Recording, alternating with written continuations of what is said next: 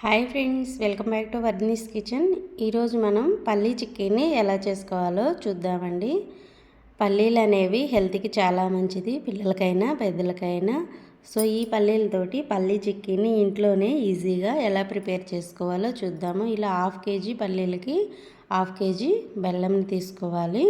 పల్లీలని ఒక ప్యాన్లో యాడ్ చేసుకొని మీడియం ఫ్లేమ్లో బాగా ఫ్రై చేసుకోవాలి.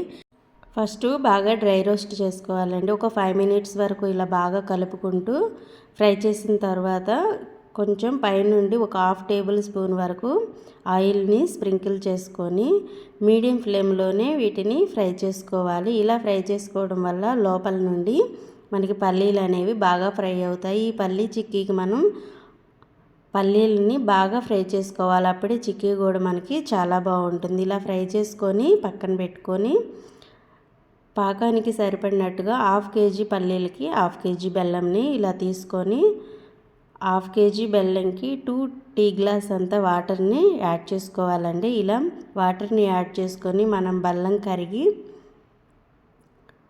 బాగా పాకం వచ్చే వరకు ఇలా కరిగించుకోవాలి. ఇలా మనకి కొంచెం కరిగిందంటే బెల్లం అనేది మెత్తగా స్మాష్ అవుతుంది. ఇలా గరిటెతోటి అనుకుంటూ బెల్లం కరిగే వరకు కలుపుకుంటూ కరిగించాలి. సో ఇలా మనకి పాకం అనేది రెడీ అవుతుంది.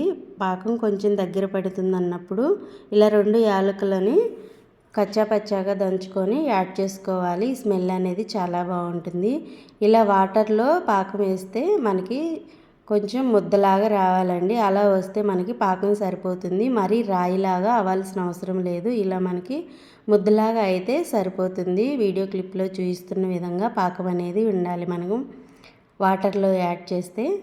సో ఇలా పాకం అనేది బాగా వచ్చిన తర్వాత పల్లీలని బాగా పొట్టు తీసుకొని చెరుక్కున్న పల్లీలని యాడ్ చేసుకోవాలి.